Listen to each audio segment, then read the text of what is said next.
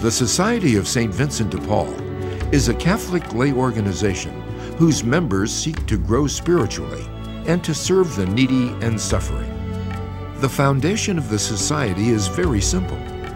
It relies on local lay volunteers drawn from every ethnic and cultural background, age group, and economic level, organized into small, typically parish-based groups called conferences. These people, called Vincentians, deliver assistance and comfort to people in need. The mission of the society is as follows. Called by baptism and inspired by gospel values, the members of the Society of St. Vincent de Paul seek to grow spiritually and to serve the needy and suffering in a spirit of justice and charity. The Society of St. Vincent de Paul was founded in Paris, France in 1833, where a young Frederick Ozanam and several other college students were debating the truth of the Catholic Church. Frederick and his friends were challenged to prove that their church was dealing with the social problems of the day. Frederick's response was one of action. With his friends, he formed a new society modeled after the great French priest, St. Vincent de Paul. Like Vincent, they sought out the poor, sick, and neglected who had no one to care for them. They went to Sister Rosalie Rendu, a daughter of charity, who mentored them and led them to the homes of the poor, where they brought food, clothing, and most importantly, friendship. And through this beginning was born the Society of St. Vincent de Paul. 13 years later, in 1845, the Society of St. Vincent de Paul began to form in the United States. The first parish conference was established in St. Louis, Missouri. From this initial meeting, the society spread quickly throughout the country. In parish after parish, in city after city, the society grew.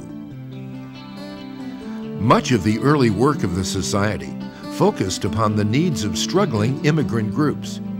But the work of the society was far-ranging from the beginning, as each new conference assessed the needs of people in their own community, and then set about meeting those needs in a way they do best.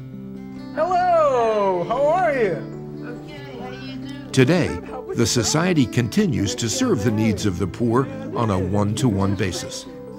It also serves through many special works, such as the familiar thrift stores that provide furniture, clothing, and personal goods for people in need. Prison ministry provides help for the incarcerated. Food pantries and soup kitchens give food to the hungry. Medical and dental clinics provide health care for many of the underserved. It is said that no form of charity is foreign to the society. And yet, the society is facing many challenges for the present and the future. As we experience a decrease in the role of the government to deliver assistance to the poor, there must be an increase in the role played by others. And notably, it calls for an increase in the role of the Society of St. Vincent de Paul. To meet these challenges, the Society has launched a strategic plan which sets new goals to enhance the scope of its work, including the formation of new members. We want to increase our membership through conference revitalization, striving for diversity in age, race, and ethnicity. Advocacy for the poor is a priority. This lobbying effort, called the Voice of the Poor, encourages us to become effective national and local advocates for the rights and needs of those people who are poor. Taking care of the emergency needs that a family has for food or clothing or making sure there's electricity or heat in the home, that's the short-term advocacy role. And the long-term advocacy role is to take care of looking at the kinds of social policies that are creating those kinds of problems and what can be done to change those. Another goal is to increase communication, both within the society and to the public. Internally, we can learn much from each other. Communicating externally will help tell our story and attract new members and support. Collaborating with other organizations of goodwill is another priority. The Society seeks to work closer with other Catholic organizations and other agencies that serve the poor. Through our twinning program, conferences are able to share their resources with other conferences that have a greater need.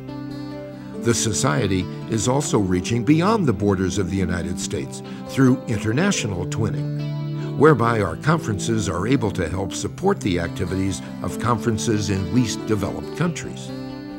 This International Society of Friends is less than 200 years old, yet has a membership of over 700,000 worldwide. More than 120,000 of those members are here in the United States, where we spend over $300 million a year assisting 15 million needy and poor. Although the Society of St. Vincent de Paul is renewing itself to meet the challenges of today and tomorrow, the most important characteristics of the Society remain unchanged. The Society provides an opportunity for women and men to grow in holiness, to become a community of faith, and to serve those who are suffering and poor.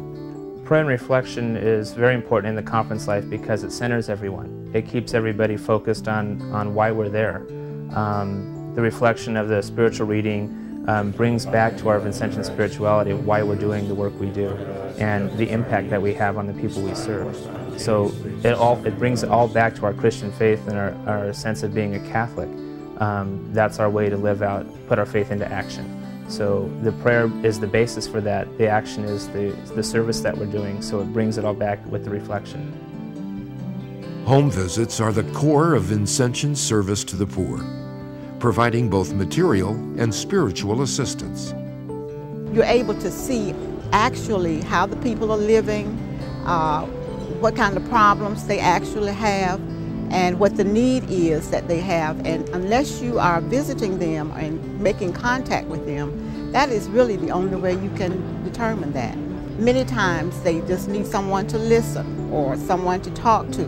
Many of them are lonely, and so we as Vincentians can bring other things to these people. They might just want to pray sometimes. So those are some of the things that we can bring to them. Vincentians constantly strive to see the features of Jesus Christ in the poor. When we visit our families, we truly find the presence of Jesus, but we also know that we are evangelized by our families, by our friends, that we have grown closer to our Lord by service to our neighbors. Some way, somehow, our Lord being there with us, we can actually see Jesus present in these families, and some way, somehow, they'll see Jesus in us. And it's so important to recognize how much we can become closer to our Lord by loving Him and our neighbors. Because in the poor, Vincentians see the face of Christ.